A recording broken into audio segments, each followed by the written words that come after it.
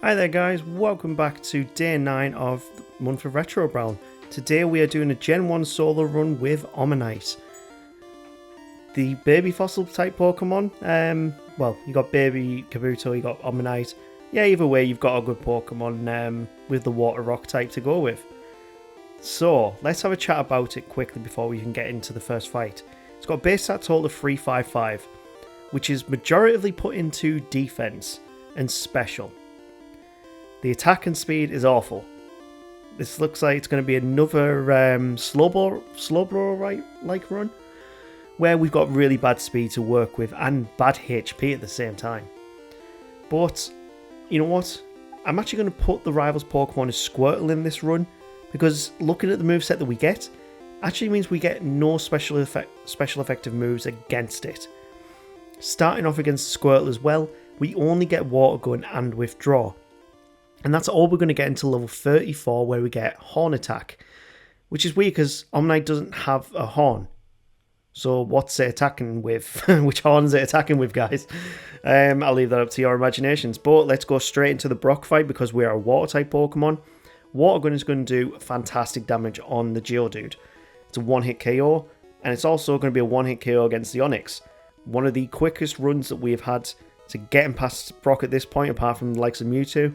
Water-type Pokemon are fantastic for the early game. This then brings us on to Nugget Bridge. Because of the moves that we got, the stats that we got, it actually made more sense to go against the rival first than it did to go against Misty. Because she's a water-type trainer, yeah, we don't have a super effective move against her, and we won't get another one until much, much later. To be fair, it's actually going to even be more worth our time to completely skip Misty for right now, get past Nugget Bridge and go straight to the SSN, because there we can pick up the first of the TM moves that's actually going to be useful to us. That being, of course, say it with me, if you watch all of my videos and we can use this move, it's going to be Body Slam. And that move is going to get us past so many trainers in this early game. I mean, I'm going to try against Misty. Let's see how we do, because what we actually need to do is, well, we do need to beat Misty. We have got Bide, to be fair, and because we're a water-type Pokemon, she's only really going to be using, well, I thought she would only be using normal-type moves, but because we have that Water-Rock typing, she actually does start using water-type moves. We get hit by a Bubble Beam, Water Gun twice, but because of Bide, we actually beat her. So what I was originally planning with this run was, once I've beaten Nugget Bridge, I would go to SSN, pick up Body Slam, and then skip out Surge altogether. But with that one try I had against Misty where I actually used Bide and it worked, you know what, I thought, take the win, let's go. Let's see how we do here. So we go into this fight against the rival Paralyzed, which isn't the worst thing in the world, to be fair, with an Omanyte, because our speed is so low. I mean, it's annoying because every now and then we will get stopped by Paralysis, but because we've picked up Body Slam as well, we've got a great move to move forward with and take out most of his Pokemon. While we're here, we might as well go against, you know what, screw it, we'll leave Surge for now. Because we're so slow, because we're a water-type Pokemon, we don't resist electric-type moves with that rock typing. Screw it, we're going to leave Surge till later. Let's move through, let's keep the momentum going, and let's go to Lavender Tower and we'll beat the rival here. He's got an Execute on his team this time because we've chosen Squirtle as his starter Pokemon. But really, with Body Slam, it's not too bad of a fight. Body Slam takes out the Kadabra. We're level 34 here, and we actually finally learn Horn Attack. And we're not going to use it because I don't know what horn it is going to be using to attack with. There is no horn on Omanyte. So we'll skip that move completely, and we'll move on to Celadon City. We're going to go against Giovanni first because we do have the type advantage here. We can pick up Ice Beam as well. And we've got a very good move roster to be moving forward with. You might be wondering, why is my level so high for this point in the game? Genuinely, I was still doing this at minimum battles, as much as I possibly could.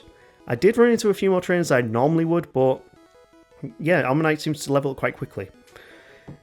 So after we've beaten Giovanni, before even going against Erica, which we have a terrible matchup against, we're 4 times weak to grass, we're going to go against Surge and get his badge because we want to be able to use Fly. That's going to help us get around a lot quicker. Ice Beam is going to do big damage on the Voltorb. It's going to do big damage against the Pikachu as well. We are nearly twice, we're over twice the level of that Pikachu. So Raichu's going to go down to 2 Ice Beams, and we have the 3rd badge. This now brings us back to the other gym leaders. So we've also got Thunderbolt, which we can't learn unfortunately, but I'm going to skip Erica still and go straight to Koga. Yes, we don't have a super effective type, but because our special is also decent, Bubble Beam does quite a lot of damage. And it means the Muck goes down in 2. We are poisoned, which is annoying, but Bubble Beam is still doing quite a lot of damage.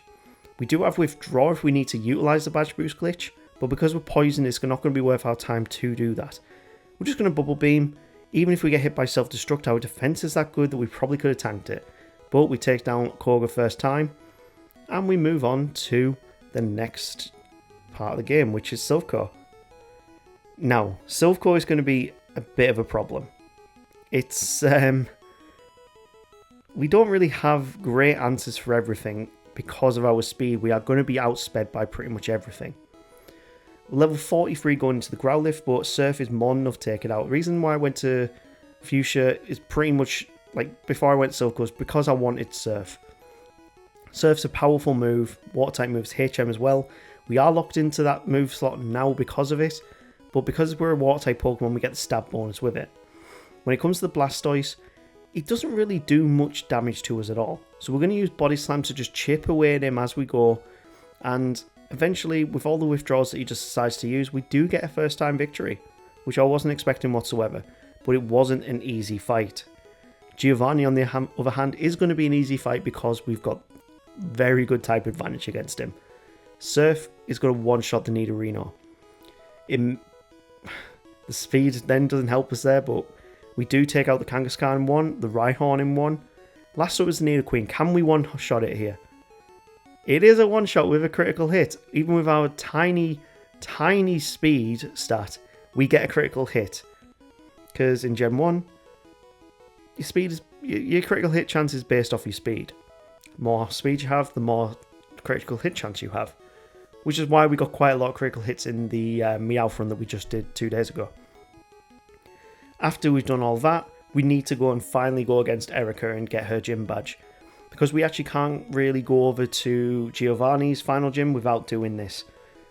So, because we have Ice Beam on our roster, it's going to one-shot most of the Pokemon. Even down to the Vileplume, it's still going to be a one-shot, and we take an easy win. We could learn Spike Cannon now, but it is such a bad move. Why would we want to learn Spike Cannon at level 46? Game Freak, what were you thinking back then? We actually do go and pick up Mimic as well, because with the Agatha fight coming up, it might be advantageous to get Mimic and also get Nightshade. And we can move then over to Sabrina. And this is the route that I take to get through to her as quick as possible. So if you followed that, that's the quickest way to get Sabrina that I have found in this gym. So, we don't even save going into this fight.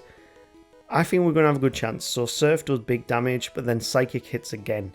So, we're actually not off to the best start whatsoever. Our special is good, but it's not great. Venomoth is up next. It does paralyze us, and then uses Psybeam. Leech Life does a little bit of chip damage. We're on 16 HP going into the Alakazam, and Psybeam takes us out, so that's not a good attempt, really. Next attempt, though, I go in with a different strategy. We use Body Slam on the Kadabra. It nearly takes out in 1, and to be fair, we've still taken a lot of damage. Confusion puts us on 7 HP and takes us out again, so Sabrina is actually becoming the run breaker at this point at the moment. So I'm going to leave Sabrina for now, and we're going to go elsewhere. So we actually can go over to Cinnabar at the moment because we do have Surf, and it's going to be more advantageous for us to go and beat him, get a few levels up in his gym. With his gym being a fire type gym as well, it means that we're actually going to get a few more levels. So quick swim down to Cinnabar, and we can go against Blaine. Because we're Water Rock, if we actually got a Rock type move, this would be even easier because Rock is super effective against fire type Pokemon. It's quite annoying that we don't get a Rock type move, but this is Gen 1, the movesets were always really weird. But at level 48 we can completely decimate his team. We'll drown them all, we'll send them to the Shadow Realm, whatever you want to say it. We've beaten him without any problems whatsoever. We get the TM for Fire Blast and then throw it immediately in the sea, because we're going back to Saffron to take on Sabrina again. So this time, Body Slam is still not enough to take him out at level 49. We're going to go for Surf against the Mr. Mime, and this is a one-hit KO. We get Paralysed by the Venomoth, worst case scenario, because that means the Alakazam is got more chances to now take us out. If he keeps going for Psywave, we've got the chance to take him out. If he'd used any other move, we would have lost there. So thankfully RNG worked in our favour and we take the win, which just leaves us with Giovanni. We can dig out of here and go over to Viridian City. You might be wondering about the HM Pokemon that I've started using in these runs. So I've seen other YouTubers who catch maybe 3 or 4 different Pokemon. I actually found that it's easier to get through these runs getting a Sandshrew and then a Pidgey. Or at least a Sandshrew and a Spearow over near Cerulean. Because if you only need to do your catching there, you're saving some time. Then if you really need a Surf user, you can pick up Lapras in Saffron when you actually need to start using Surf. Them 3 Pokemon at the most are all you really need in terms of HM Horse in doing these runs. So, in Giovanni's battle we actually level up to get Hydro Pump. And this could have been a bad play on my part. It's a great move to have, but getting rid of Body Slam can be a bit of a detriment. We don't have great attack, but it's another coverage move which could have been useful. But we'll soon see in the upcoming fights whether that actually makes a difference or not. So, Pidgeot is going to use Agility, we're going to use Ice Beam. Next up is Rhyhorn, we're going to go for Withdraw and set up a little bit of badge boost here, just to give ourselves a bit more insurance because his Rhyhorn does use physical attacking moves. Surf will take it down once we've badge boosted a little bit. Growlithe is up next, and of course, a Surf is more than enough to take it down. Next up is the Execute, and we have Ice Beam for this very reason. It goes down in 1, and next up is Alakazam. So Hydro Pump is going to be the best play for Alakazam, and we level up just before the Blastoise. Now we actually don't have a super effective move or even a neutral move to use against him. 3 Hydro Pumps takes him down though, but at level 54, we get through to Elite Four and can start taking on Lorelei. Now Lorelei shouldn't be too much of a problem. We have used our rare candies here to get past her. Level 64 going into this fight. We're going to set up our withdraws and she's just going to keep spamming Rest for some reason.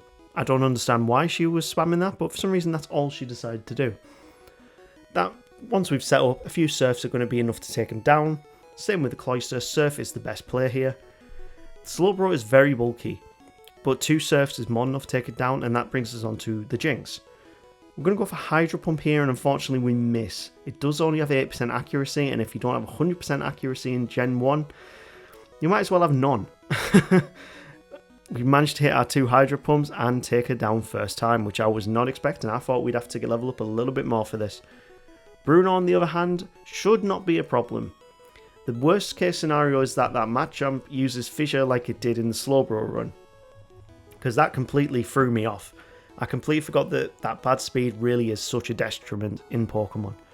So once we've set up our withdrawals against the Onix, we can start sweeping with Surf. Hitmonchan is not the greatest Pokemon, so it goes down to a Surf, and then we level up, so all that badge boosting has kind of become a bit null. It's still more than enough to take out the Hitmonlee and the Onix. How do we do against the Machamp? We do outspeed, and he goes for Submission. If Submission had hit, we probably would have lost actually. But Omanyte beats Bruno first time. No surprise there really. Now comes the harder part. Agatha. On the last few runs she has been the absolute blocker on our attempts, but we have good special, so as long as we don't take too many hits from Nightshade and we don't get status effects like we do against this Golbat, we should be alright. Thankfully Haze takes away the confusion, we can move on to the Haunter without taking any damage. We get confused again annoyingly. We're at half HP with the Arbok and the last Gengar. She switches into Gengar, which gives us a free hit, then confuses us again, so we hit ourselves in confusion. She uses Nightshade, we're on 15 HP, and confusion ends the attempt. I really hate status effects. Because I don't heal status effects or HP in battle via items, that's the same on my Johto rule set, it becomes really annoying. In this battle we're down, again, confusion takes us out. I tried against Agatha so many times. The fact that we do not outspeed her at all is such a detriment. We need to use Hydro Pump to do big damage on the Gengar once we've set up a few withdraws. Ice Beam takes out the Golbat. Haunter as well, Hydro Pump's the player to be using here. Arbok, we'll set up the rest of our withdraws. Might as well get that HP high. I mean the defense high. And he starts confusing and paralysing us. Oh, great status effects. Come on, just hit him. Thank you. Right, last up is the Gengar. We miss the Hydro Pump. And if we get... Ooh, we do take it out in one. That badge boosting was worth it just for that. That moves us on to the 4th Elite Four member, which is Lance. And the only problem I'm expecting with Lance is going to be this Gyarados. We don't have a super effective move. Neither does he. So we're going to set up a few withdraws. And he just keeps going for Hydro Pump. Because we're a Rock-type Pokemon, that's the exact reason why they are. So we need to figure out a way to get past him without setting up too much and taking too many Hydro Pumps. Of course, it hits. We're going to try for the freeze attempt on these. And we're down to 47 HP with 4 Pokemon to go. So if we can set up our withdraws here, we should be in good stead. We were down 7 HP. And now Ice Beam takes out Dragonair, but we're not going to outspeed and we leveled up. So that did not work in our favour too well. Aerodactyl did 4 HP with its bite and we're on Dragonite. How did we just clutch that with so little HP? That's insane. And that just leaves one more fight, guys.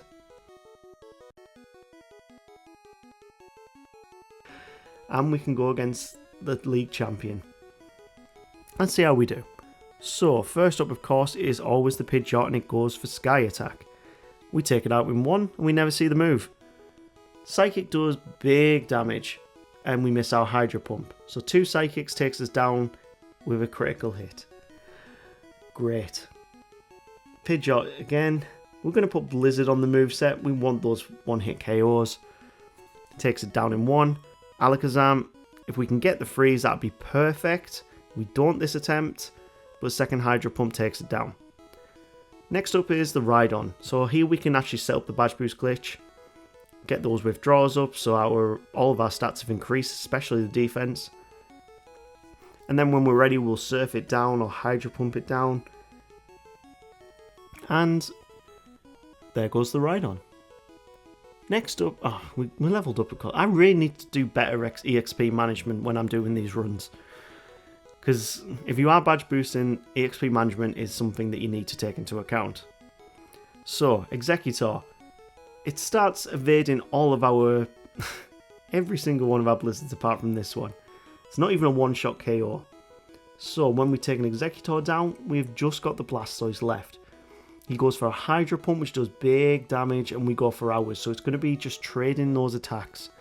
He goes for Withdraw twice in a row, and that gives us the space we need to Hydro Pump him into the ground. And there we go. At level 68, Omanyte has beaten the Elite Four. Let's see what time we finished on. These runs... I'm actually really enjoying this full month of Retro Brown, where we're releasing a video every single day. It is very tiring, but I hope you guys are enjoying this. We finished at 4 hours 27 game minutes, which is not bad. It's quite decent. But as we know, there are more runs to come. I don't think anyone's expecting Omanyte to get under 4 hours, to be fair. But I want to know what's coming up on the wheel next time. We've got a lot of Pokemon that we still haven't done runs with. We are about a third of the way through, really. I think this is episode 55. Yeah, we've gone over a third of the way through the entire Kanto Pokédex, which means we've got around about 100 runs left to do on this playlist. And when we finally get to the end, of course, it'll be It would be such an achievement. I think I'll be very proud of that. Let's see what we get next time on the wheel. First up is Kingler. Another water Pokemon. Okay. Next up, of course, is... Yeah, I'm definitely getting tired because Weezing has already popped up there. Weezing is second. And third up, of course, is going to be Ghastly. You know, I actually really want to do a Ghastly run, but there's a lot of water Pokemon in Gen 1. Let's do a Kingler run, and we'll finish off the Krabby Kingler line that we've already done. So as you... Please like, subscribe, share, you know, all that YouTube stuff, you legends. And we'll see you tomorrow for another run. Take care. Appreciate yous.